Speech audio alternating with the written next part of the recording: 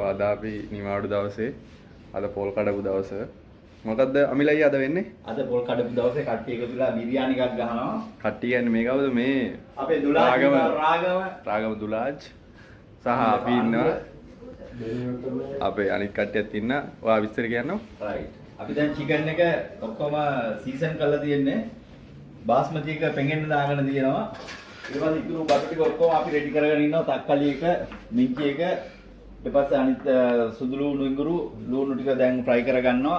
Chicken එක දැන් මේක වෙනම ෆ්‍රයි කරලා තියෙනවා. තව ටිකක් තියෙනවා. තව ඒ ටිකක් දාලා ගන්න ඕන.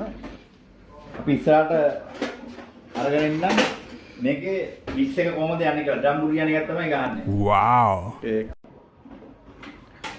ලුණු ටික එයා ෆ්‍රයි එකේ දැන් අපි ෆ්‍රයි කරගන්න ගමන් දැන් මේක අපි දාගෙන විනාඩි 2ක් වගේ විනාඩි 3කින් අයින් කරගන්න ඕන, පෙරා ගන්න.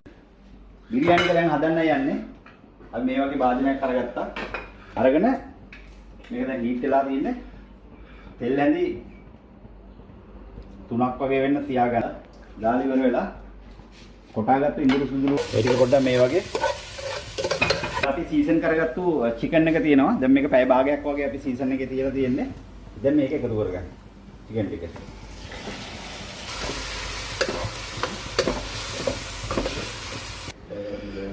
මේ තියෙනවා මෙන්චි කොත්තමල්ලි පොළ එක. දැන් අපි මේ කොත්තමල්ලි පොළ එක මේකට මෙන්න මෙහෙම එකතු කරගන්න. තක්කලි ටික මේ වගේ තක්කලි එකත් මේකට එකතු කරගන්න. අපි වැදගත්තු ලුණු එක තියෙනවා. මේ වගේ කළුම කරගන්න එපා. එයා ෆ්‍රයි එකේ තමයි අපි මේක දාගත්තේ. මික්ස් කරගන්න. දැන් ටිකක් අපි මේකට එකතු කරගන්නවා වතුර ටිකක් දාලා මේ විදිහට. දැන් මෙන්න මේ ගානට ඇවිල්ලා තියෙන්නේ. වව්. මේක දැන් අපි ලේයර් එකක් තමයි දාන්නේ. හරි? අපේ මින්චි කොළ ටික මේ විදිහට. ඉතුරු මින්චි ටික කොත්තම ඉතුරු ලුණු ටිකත් අපි අරන් තියාගත්ත ලුණු ටික ඒකත් මෙන්න මේ වගේ මේ මුඩින් දාගන්න. මේකට කල එක දාන්න ඕන. හැබැයි කල එක අපි ගාව තිබුණේ නැහැ. පොල් කිරි ටිකක් දාලා කහ කුඩු දාලා කල එකක් හදාගත්තා. ඒ විදිහට අපි මෙන්න මේකෙන් මෙන්න මේ වගේ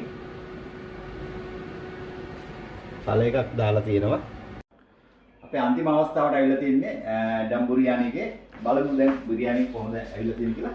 විනාඩි 25ක් වගේ තිබ්බා. රයිට්. බලමු අයිනෙන් අපි අරගෙන කොහොමද යන්නේ කියලා. බුරියානි එක. වව්.